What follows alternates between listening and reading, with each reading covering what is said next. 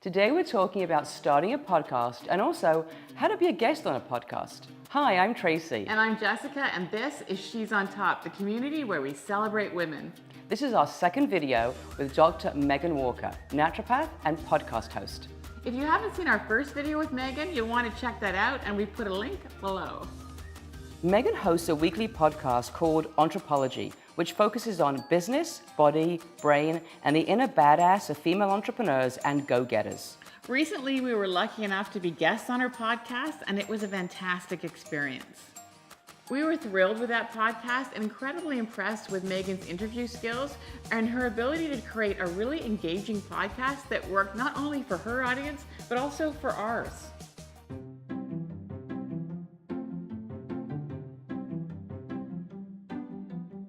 I love my podcast, and the reason that I really wanted to do it was more than I really like to talk. And so I knew we had to produce content. I was done with blogging. I enjoy writing, but it took me a long time to do it. And I was like, I have a lot to say.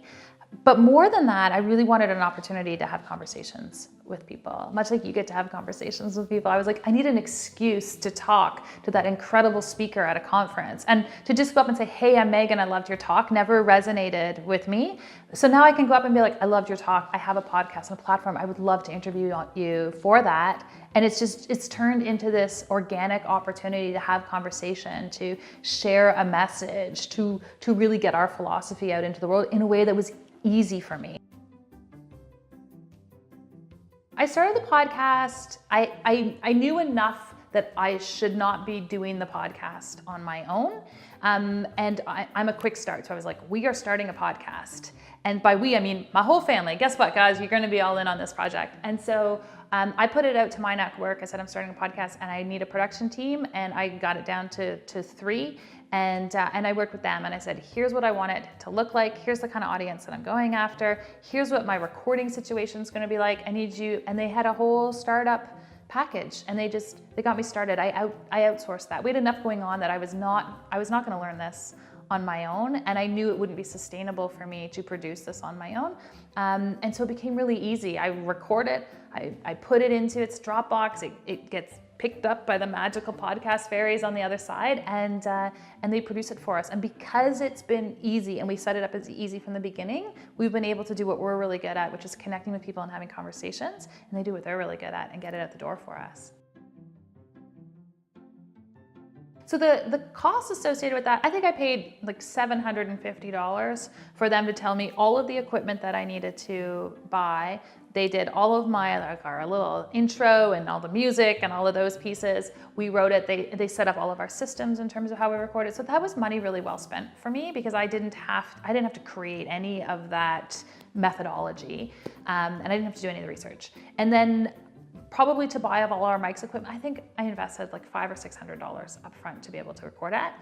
And the biggest friction point was not necessarily paying for those 2 pieces. And I appreciate that everyone's in different places, but it's worth investing in sound equipment. And so we made an investment on that level. But the biggest challenge for me was finding appropriate places to record. And so, we've been in a renovation for 2 years, and I was like, I can create a space when I'm done that renovation.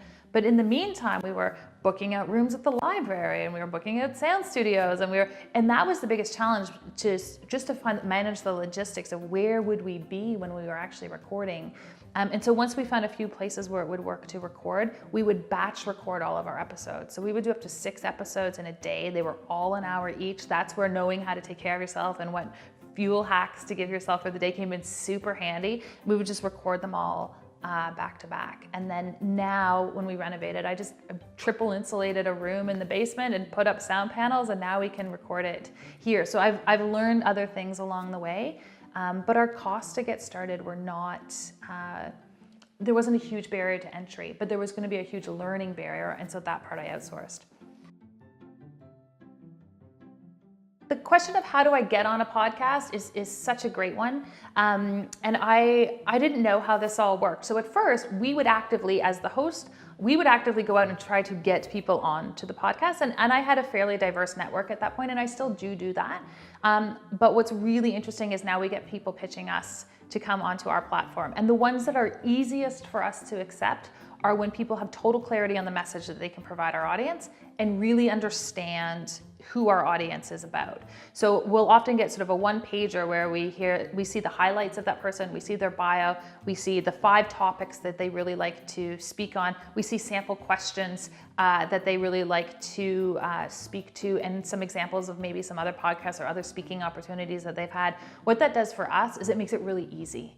So we're not then trying to be like, is this person good? We don't have time to go and research them and see them speak in other places and understand whether they can bring a certain quality to the conversation. They've provided all of that for us up front. So if someone makes it easy for us to say yes, then we are definitely more likely to do that.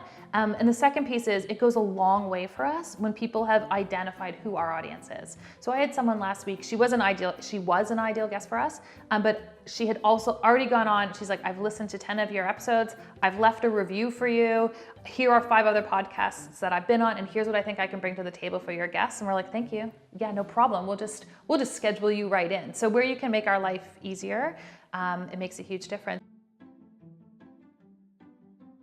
So the business model of bringing sponsors onto your podcast isn't the model that we chose to leverage it with, but because we've got different avenues and we've got different parts of our business, it was definitely something that we could include as part of that package.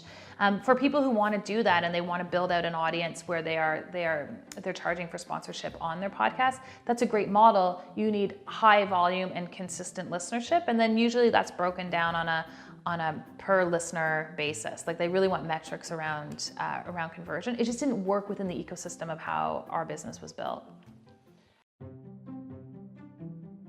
So, I think part of it is the cool thing about a podcast when it's done really authentically is that it is an extension of you.